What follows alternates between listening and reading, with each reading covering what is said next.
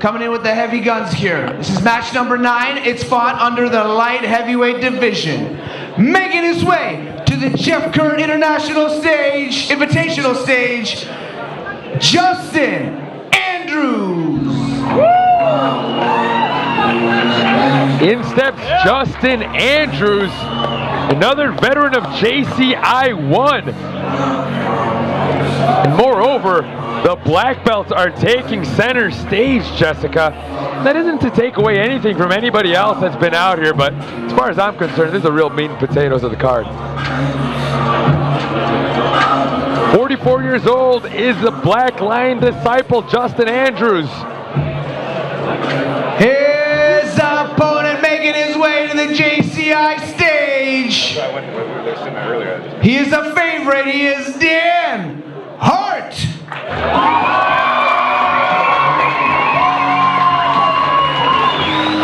Leading from the front for Hart Jiu-Jitsu is none other than owner and coach Dan Hart.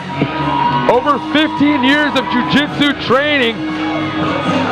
In his own words, you cannot ask your students to test themselves and not hold the same standard for yourself. As here we see him leading from the front, most definitely letting everybody know he is not just the coach, but he's willing to step on the front line. All right, grappling fans, one more time. It's time for the heavy hitters. It's light heavyweight action time. Introducing first, the grappler standing to my right in the black corner. He is a black belt from Team Black Lion in Grand Rapids, Michigan. He is Justin Andrews.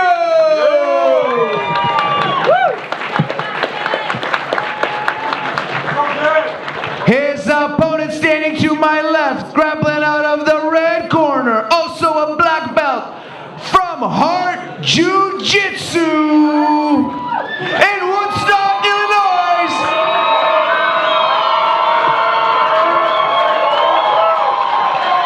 Ladies and gentlemen, give it up for Dan Hart.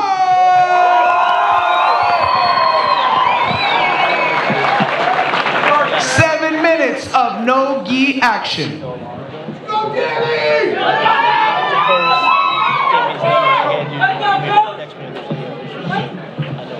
I mean, Jessica, we already touched on it a little bit already, how much it means to be a coach that not just sends your fighters out there, but steps on the front line with them. That's very much the case for both of these guys, though.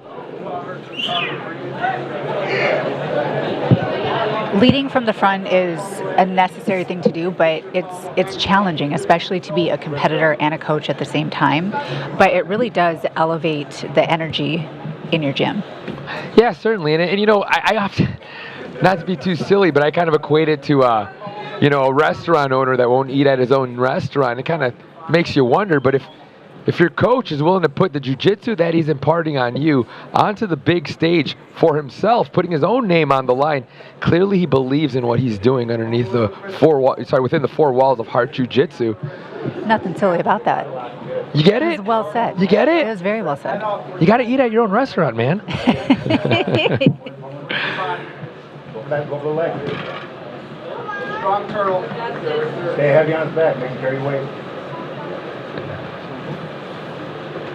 Justin Andrews saying he's a big fan of grapplers like Wagner Rocha and Rafael Lovato Jr. Rafael Lovato Jr., he himself having a big weekend as he made his debut to collegiate wrestling. But let's stay on topic here.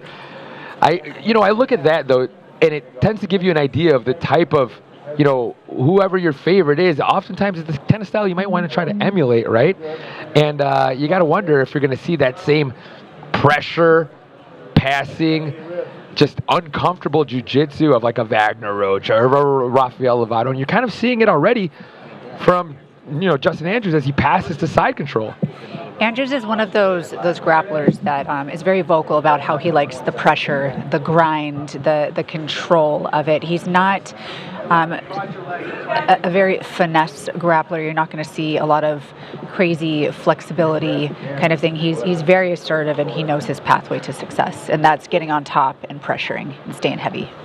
And I think it's so important, even at the black belt level, to not lose sight of who you are. It's fine to evolve and to continuously add to your game, But you can't lose sight of the type of jiu-jitsu that you play, and sometimes it can be difficult, and you can lose your course along the way.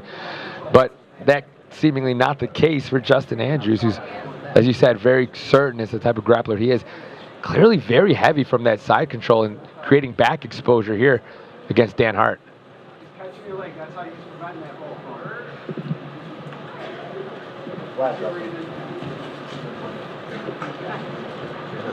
Hart been mostly defensive this match, but just as they were guided back to the center, he was starting to mount that good defense. He was starting to build up, get to his knees, and hopefully start trying to wrestle up. He really needs to get that posture, which is being controlled by Andrews.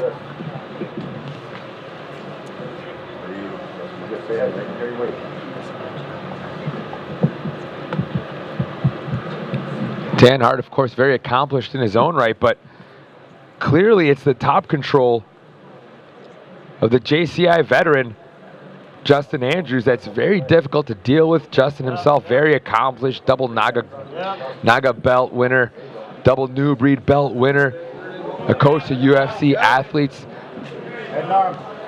Chase. Posture. Working. I love that kind of roll to get somebody's balance off. However, on the bottom of Andrews, he was just ready for it, and he kind of rode him, and now he's working to get that back position.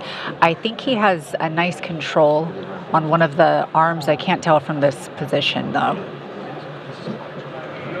Well, one thing that we're certainly seeing is he's very cognizant of not just controlling the upper body, but that right knee that he keeps across the left calf of Dan Hart. It seems to be creating a lot of control as he kind of just staples the body down there, Jessica.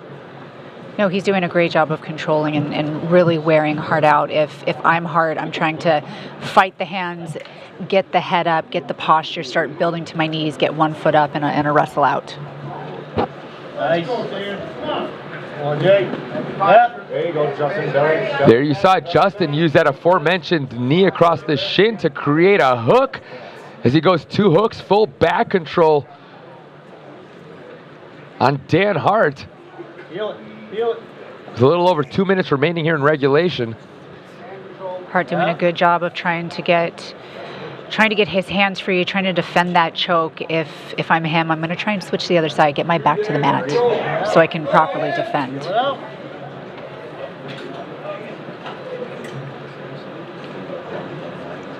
job on that bottom leg. Come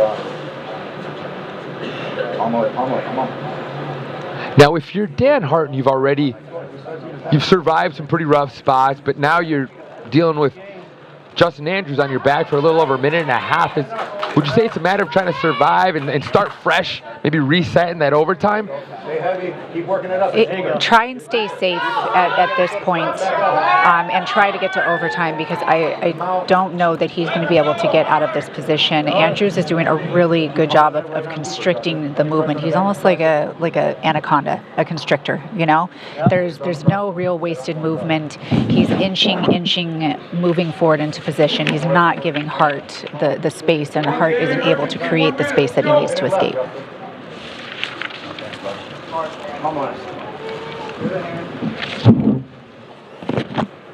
Yeah, a very clean performance thus far for Justin Andrews as he's able to just continuously surf between dominant position and dominant position. All the while, though, Dan Hart showing fantastic defense and not really letting much of anything slip in.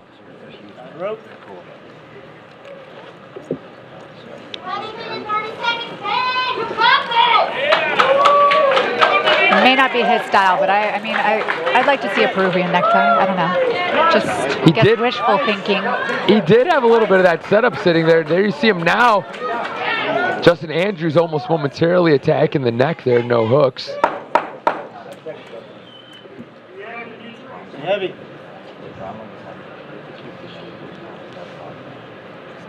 Short time here in regulation, and that will be a wrap for regulation as we prepare for overtime.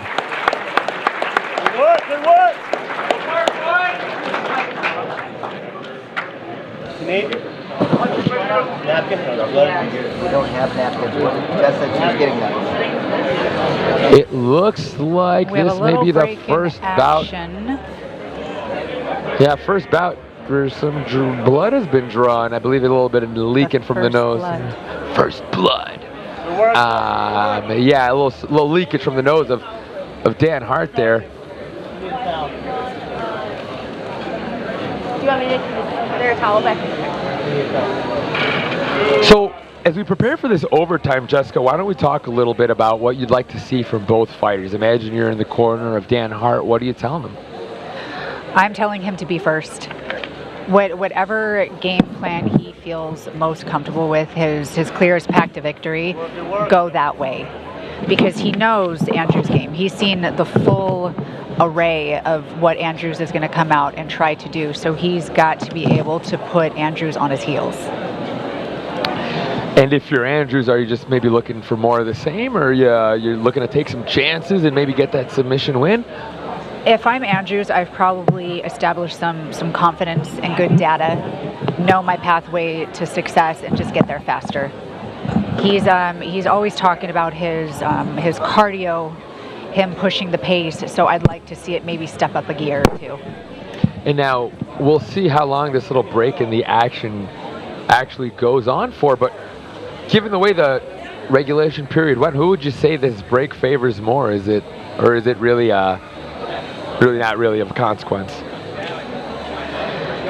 Hart's dealing with an injury, so I feel like the longer time he gets to recover, the better. He was dealing with a lot of weight, a lot of pressure, and anything that alleviates that, lets him recover, will be good for him.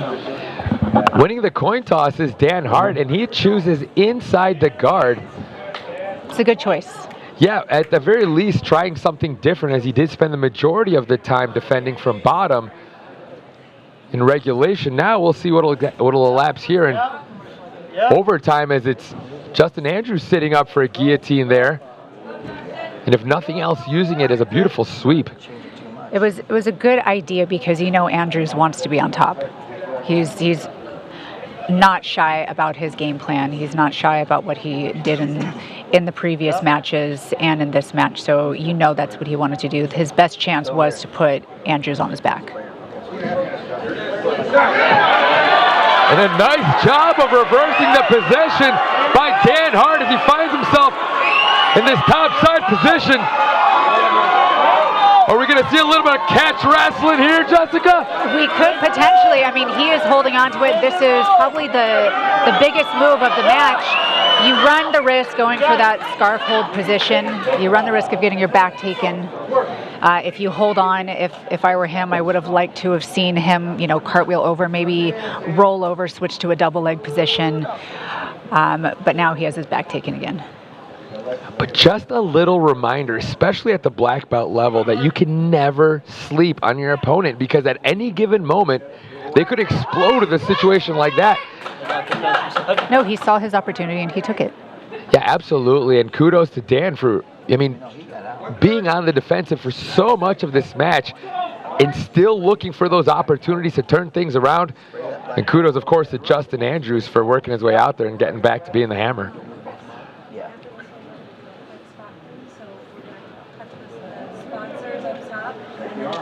Gotta attack. Go for it, attack.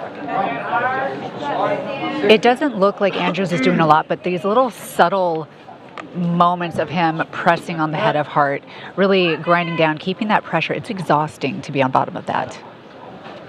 Yeah, exhausting, likely a little mentally defeating as well. Not to say that, at the black belt level, these guys have black belt mentalities as well, but just to constantly be on that, fighting somebody off for this amount of time.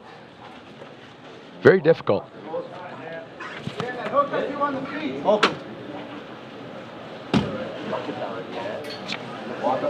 the chest with your right hand. Left hand. 30 seconds. 20 seconds, Justin. Get back to top. Do it again. With not a whole lot of time remaining in this overtime period, it is looking like time will elapse with Justin Andrews on the back of Dan Hart.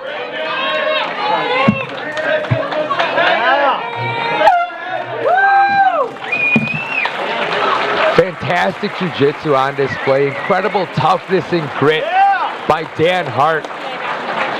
Absolutely zero give up in him. Justin Andrews, though, keeping his foot on the gas from beginning to end. Let's make this an official by kicking it into Chris Ordesky.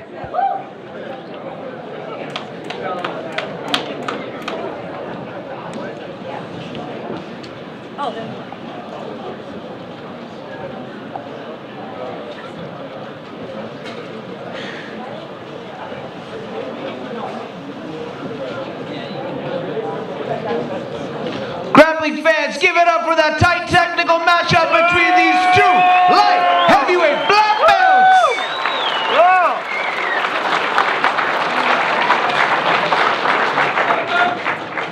But the judges have come to a split decision. Your winner from Grand Rapids, Michigan, Justin Andrews.